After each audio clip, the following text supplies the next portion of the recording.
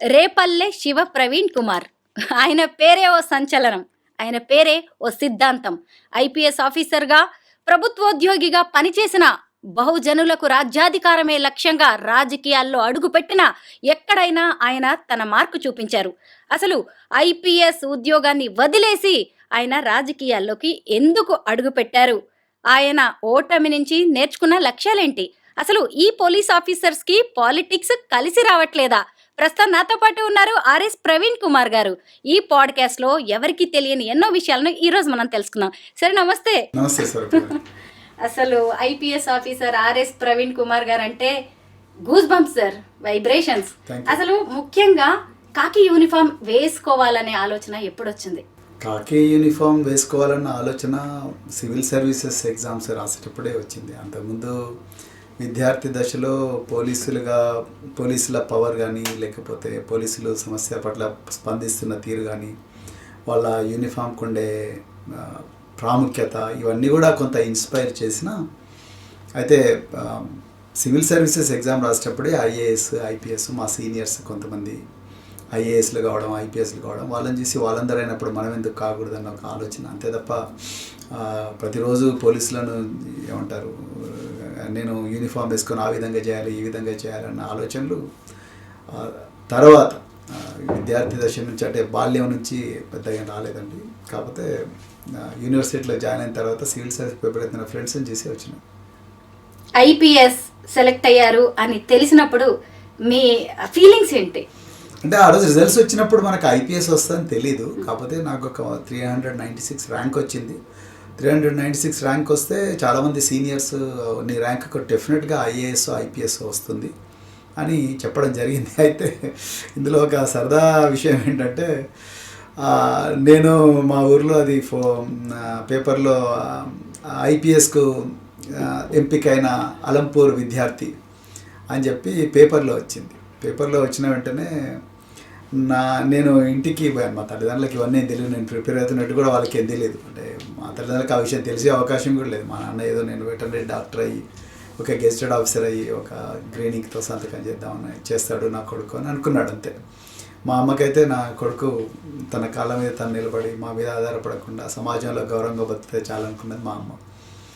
కానీ నేను ఆ రోజు వాళ్ళందరికీ ఒక స్టన్నింగ్ సర్ప్రైజ్ ఏమి ఇచ్చిన అంటే, ఇట్లా సివిల్ సర్వీసెస్కి ప్రిపేర్ అయినా అని చెప్పేసి. ఆ రోజు నాకు విపరీతమైన జ్వరం, నేను ఊర్లోనే ఉన్నాను. ఈనాడు పేపర్లో రిజల్ట్స్ వచ్చినాయి. వచ్చిన తర్వాత ఒక పత్రికా విలేకరులు, ఈనాడు ఈ పత్రికా విలేకరులందరూ నా దగ్గరికి వచ్చి, మీరు నిజంగా ఐపీఎస్కి సెలెక్ట్ అయ్యారు, నేను ఎందుకు అడుగుతున్నారు ఈ ప్రశ్న, మీకు నా మీద నమ్మకం రావట్లేదు అంటే, పోయిన సంవత్సరం మా ఊర్లో రవికుమార్ అనే ఒక వ్యక్తి నాకు ఐపీఎస్ వచ్చిందని చెప్పేసి పేపర్లో పెద్దగా మార్క్స్ అవన్నీ కూడా వేసుకొని, తర్వాత పెద్ద పెద్ద న్యూస్ వేసుకొని, అతను ఉస్మానియా మెడికల్ కాలేజ్లో చదువుతున్న ఒక మెడికోను పెళ్లి సంబంధం కుదుర్చుకొని, తర్వాత పెళ్లి పీటల మీదకి పోయిన తర్వాత అతను ఐపీఎస్ కాదు అని చెప్పేసి తెలిసింది. అతను కూడా మా మండలానికి చెందిన వ్యక్తే కావడం, దానివల్ల ఇతను కూడా ఒక మోసపూరిత వార్తనే మనందరికి చెప్తున్నాడు, మనకు కూడా బురిడి కొట్టించే వార్త చెప్తున్నాడు. చాలామంది కూడా విలేకరులు, సార్ నిజం చెప్పండి మీకు ఐపీఎస్ వచ్చిందా అంటే, బాబు న్యూస్ పేపర్లో అయితే వచ్చింది, నాకు ఇదాన్ని నా నెంబరు, నా హాల్ టికెట్ ఇది, ఒకసారి మీరే వెరిఫై చేసుకోండి అని చెప్పాను. చివరికి నేను నేషనల్ అకాడమీ ఆఫ్ అడ్మినిస్ట్రేషన్ అంటే మసూరికి పోయి నేను అక్కడి నుంచి ఫోటోలు పంపితే తప్ప, అప్పుడు వాట్సాప్లు, ఫేస్బుక్లు అవన్నీ లేవు కదండి, అప్పుడు సెల్ ఫోన్లు కూడా లేవు దేశంలో. సో అప్పుడు నేను ట్రైనింగ్ అంతా కంప్లీట్ చేసుకొని వచ్చి తర్వాత నేషనల్ పోలీస్ అకాడమీలో కాకి యూనిఫామ్ వేసుకుంటే, అప్పుడు మా బంధువులు, మా ఊర్లో, తర్వాత విలేకరులు వాళ్ళందరూ నమ్మడం జరిగింది. అంటే అంత జరిగిన సర్ప్రైజింగ్గా ఇప్పటికి కూడా కొంతమంది నాకు ఐపీఎస్ వచ్చింది, ఇగో నా రిజల్ట్ ఇది, నా పేరు XYG, ఇగో నా పేరు రిజల్ట్లో ఉంది అని చెప్పి మళ్ళీ ఇన్స్టాలో పోస్ట్ చేసుకోవడం, దాని తర్వాత రకరకాల చాటింగ్లు చేయడం, ఇవన్నీ చేస్తున్నారంటే నాకు చాలా విచిత్రం అనిపిస్తుంటుంది. సో ఆ విధంగా ఐపీఎస్ వచ్చింది.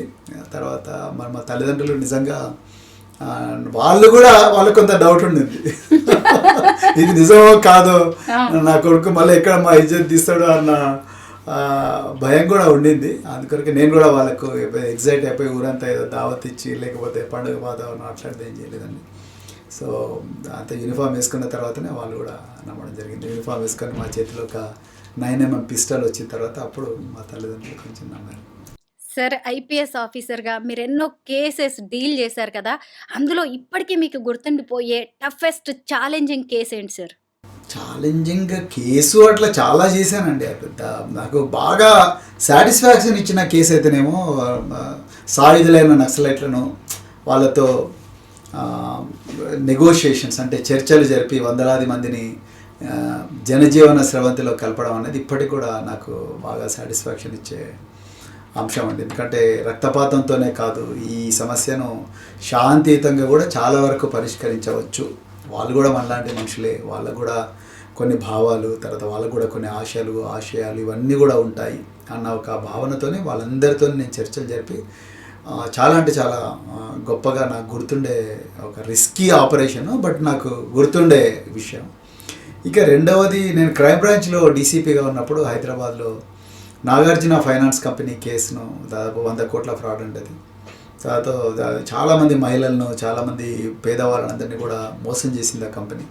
వాళ్ళ దగ్గర నుంచి వందలాది కోట్ల రూపాయల డిపాజిట్స్ కలెక్ట్ చేసి వాళ్ళకు డబ్బులు వడ్డీతో సహా ఇవ్వాల్సి వచ్చినప్పుడు వాళ్ళని ఇవ్వకుండా వాళ్ళ మీద ఉల్టా కంపెనీనే వాళ్ళ మీద పంజాగుట్ట పోలీస్ స్టేషన్లో కేసు పెట్టినప్పుడు ఒక మహిళ బ్రెస్ట్ క్యాన్సర్ పేషెంట్ ఆమె నా దగ్గరికి వచ్చి, బాబు నా భర్త చనిపోయాడు, నాకు ఇంకా ఏం మిగలలేదు, నన్ను మీరే కాపాడాలని ఏడ్చుకుంటూ నాకు చెప్పడం. దాని తర్వాత నేను ఒక పోలీస్ పార్టీని పంపించి దాని అధినేత మెర్సిడీస్ బెంజ్ కారులో పోతుంటే ఈ బంజారాహిల్స్ రోడ్ నెంబర్ 2లో TV9 ఆఫీస్ ముందు అతన్ని ఆపేసి సూర్యనారాయణ ఒక ఇన్స్పెక్టర్ ఉండేవాడు, రిటైర్ అయిపోయాడు ఆయన ఆ వ్యక్తిని టాటా సుమోలో తీసుకొచ్చి మా పోలీస్ స్టేషన్లో పడేశాడు. చాలా పెద్ద వ్యక్తి.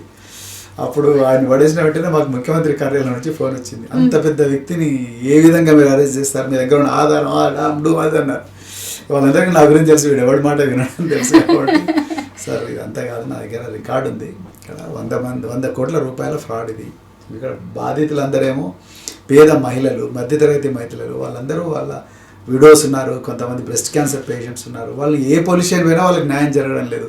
మనం చేయకపోతే ఎవరు చేస్తారని అంటే వాళ్ళు అయిష్టంగానే చేశారు. చేసిన తర్వాత నన్ను కూడా చాలా ఇబ్బంది పెట్టిండ్రు.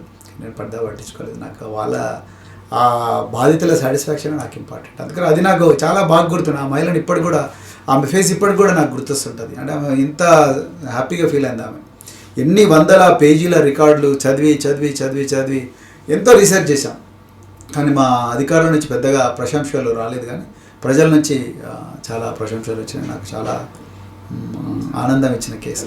అట్లా నేను చాలా వైట్ కాలర్ అఫెన్సెస్ కానీ, తర్వాత కరీంనగర్ ఎస్పీగా ఉన్నప్పుడు కానీ, లేకపోతే ఇంకా చాలా ప్లేసెస్లో కూడా నేను ఈ విధంగా చేసిన. అట్లా ఇక పోలీస్ ఆఫీసర్ అంటే దాదాపు 17 సంవత్సరాలు ఇదే పని చేసిన కాబట్టి ఎన్నో సంఘటనలు ఉంటాయి.